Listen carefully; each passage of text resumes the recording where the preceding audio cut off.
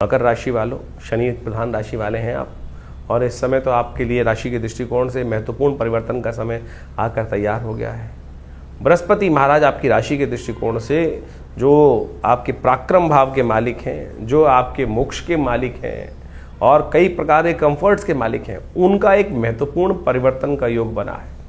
वैसे तो बृहस्पति महाराज मई के मध्य काल में परिवर्तन की तरफ चले गए थे, लेकिन परिवर्तन में जाते ही 7 जून को वो अस्त हो गए, तो अपना प्रभाव हल्का सा दिखाया और कई मामलों में बिल्कुल कार्य गाड़ी गति में आए होंगे, सफलता की तरफ गए होंगे, फिर ऐसा लगा होगा कि फुल स्टॉप लगाकर रुकी गए, बंद हो गए। लेकिन फिर अब बृहस्पति पूरी तरह से पूरे साल भर के लिए उदय होकर परिवर्तन कर कर योग बना रहे हैं। देवउठनी एकादशी से बृहस्पति का जो परिवर्तन का योग बन रहा है, ये विशेष तौर पर बहुत विशेष है।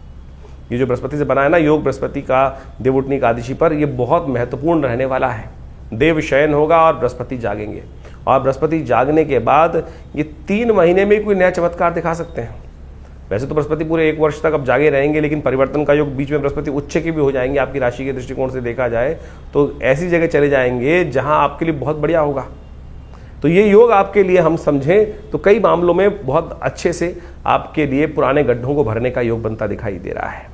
मकर राशि के दृष्टिकोण से शनि महाराज भी इस वक्त परिवर्तन की तरफ जा रहे हैं, और वो भी वक्री होने जा रहे हैं। उसका प्रभाव क्या रहेगा वो हम आगे वाले एक बिल्कुल आपके लिए उसका सारा जो है वो उपस्थित करेंगे बहुत जल्दी, एक अलग से पूरा उसका विवेचना उपस्थित करेंगे। लेकिन आज बृहस्पति के संबंध में समझ लें कि ये अकेला आपके लिए बहुत महत्वपूर्ण है।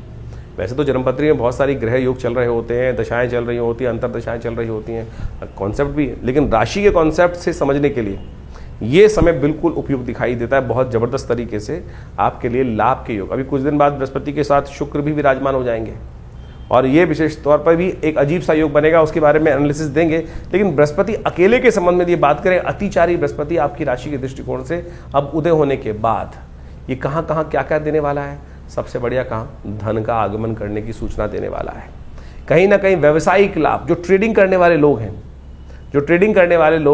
जो क्रय विक्रय करने वाले लोग हैं, परिवार के संबंध में, इन सब मामलों में कहीं ना कहीं पॉजिटिव परिवर्तन। हाँ, खर्चे बढ़ सकते हैं, खर्चे बढ़ते दिखाई दे रहे हैं, थोड़े बहुत छोटे मोटे मामलों में अननेसेसरी खर्चे कई बढ़ते दिखाई देंगे। उनको कंट्रोल, उन पे लगाम लगाने की खास ज़रूरत पड़ेगी आपको।